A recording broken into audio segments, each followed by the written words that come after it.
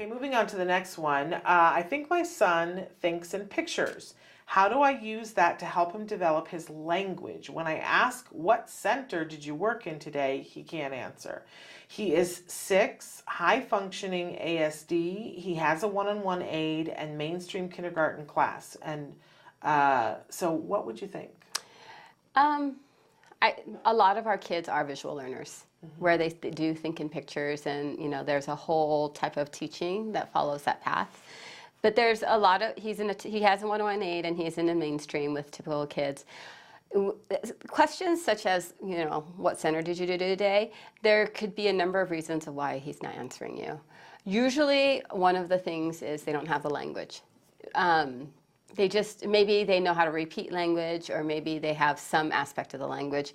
But unless someone said, this is the center for Legos, this is the center for this, and actually name it. Yes. A lot of times our kids have no idea what they were engaged in, even though the teacher is like, go to your centers, and figure out where you're at. So a lot of times there is a language issue where how do they put together this novel sentence of where I was and what I did. Sometimes the kids don't understand the aspect of time. Yes. So being able to recall events is a whole skill in itself, because you have to realize where you are now and where you were, and be able to use the language for that to talk about a past event. Yeah. But for kids who are visual learners, we have a lot of them come in, and they're amazing. And this is a great skill for a child to have. Yeah. And typically, if they really are thinking in pictures, there's a lot of the kids who think in words too. Because one of the things that with autism is they like routine, and words don't change. You always spell apple apple. Right. So a lot of the visual learners, there's order, and it never changes. Right. And that word always stays the same, and it fulfills something within them that they really love about it. And it's a great skill. So many of our kids that are hyperlexic, which is basically the ability to sight read without ever having been taught to read. A lot of those kids are actual visual learners. And whenever they are those readers or those pictures, you can start using pictures and icons and words to start pairing them with vocal language, so they start learning that they're the same and this is just another form, and they are able to see things in the same way. If you have a child who is able to talk and everything, a lot of times they don't have perspective taking. Yeah. And so the kids with visual images, they start thinking, like if they hear somebody talk, they're seeing all the pictures in their head, and it's teaching them how to order the pictures and how to put it together in a concrete way. Because there's so many things that our kids are really typically good at very concrete information, but once information starts getting more abstract, what picture is there for it? Because the picture might be 10,000 pictures for that one emotion or that one attribute, whatever it may be. Yeah. So it does take some teaching in terms of understanding what things are. When we're working on perspective taking, one of the things we'll do is like, think of a bird, we'll play a game, like think of an animal, and then they have an animal, what animal are you thinking of? And they'll say elephant, and then I'll say something like, it flies, did your picture change? Yeah. And it's like, oh, it flies, so it's not an elephant anymore, now it's a bird. Right. And like just giving attributes to show them that what somebody says to you changes the picture in your head. Yeah. And that goes the other way around too. So when you're talking to somebody, you need to give all the right information, or they could have to get the picture in the person's head. Yeah. So there's a lot of good things that you can do. Our kids that actually look at words, we actually start writing the words out to pair with like all of this information, and that becomes the concrete form for many of our kids. They'll start to see the words instead and be able to start, and that really helps at school, because the kindergarten, first grade, it's all memorized information.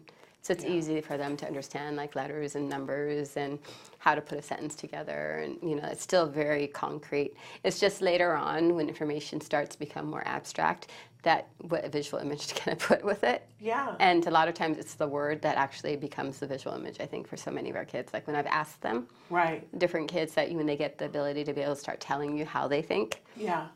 A lot of them do think in pictures, and and then when they can't have a picture, the word actually becomes the picture. Interesting. Yeah. So the brain is such an interesting thing, and autism and the way autism creates thoughts and patterns of thoughts is so interesting to me. I'm sure it is to a lot of people. And of course, Temple Grandin has written a lot about this and speaks a lot about this because she's a visual learner. And I think it's been so eye-opening for people to, I'm a visual person. So it never occurred to me until I heard Temple Grandin speak that everyone doesn't see in pictures. No perspective taking on my part, because I just assumed that that's what everybody else did. And when I realized, oh my goodness, I see things in pictures and my child doesn't. He's a concept kid. And then I realized, oh, that's why it's like this sometimes. Because I'm telling him a picture and he needs to see the whole picture, not the snapshot. So I love that this parent is saying, what can I do because this is the way he thinks? Because you're already ahead of the game.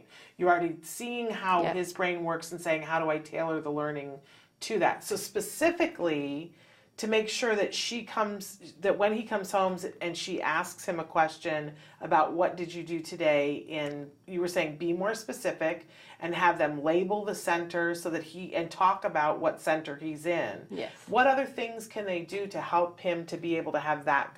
That's so important to parents. We get this question, I'd say, about as much as we get, how do I get my kid to sleep? Okay. Which is like the question that people ask all the time. And we're going to talk about sleep on Friday. Don't miss Friday's show. But anyway, how can, with a visual learner, how can we get that conversation to happen at home?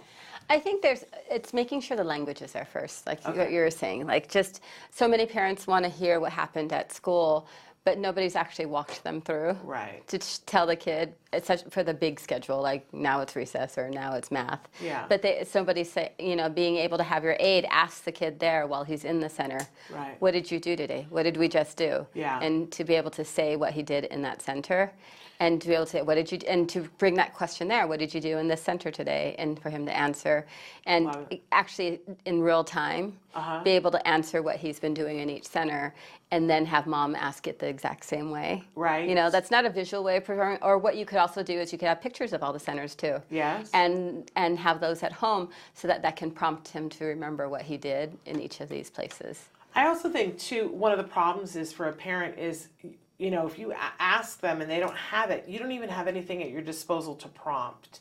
What I've heard of people doing, and I know we did this for a while, was that we would have the one-on-one aide send home a little blurb about something that happened, maybe in math, and then I could say, hey, how was math today?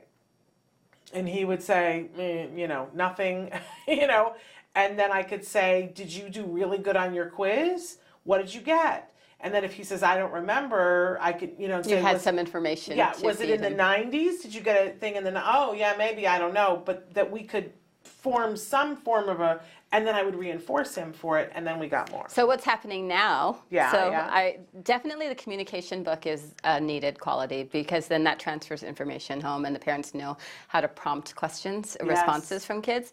But what happens now, we're in the digital age, is people actually will take pictures of what the kid was doing, and then send it home. Sweet. Yeah, and then the older kids that have phones will take pictures of their homework assignments or some cool project at school, and then we have them text it to mom or dad.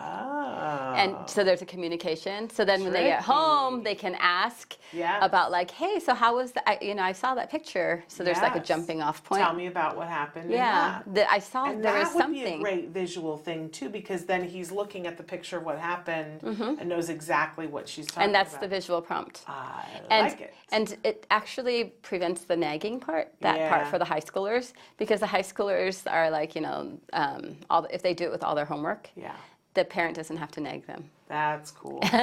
But there's a lot of visual elements now because of technology that is really easy for the communication back and forth between the environment and the home. Wonderful. And all those pictures will prompt him to be like, oh, this is what you're asking. And then you just start to learn, working with, in an ABA way, working to fade the picture. So at the beginning, you might have to show him the pictures of all the centers, but at some point, you can just point to the book that has all the center pictures in it and just be like, just point and just let him think like that, and ask him the question and see if he's able to reference, oh yeah, what's in that book.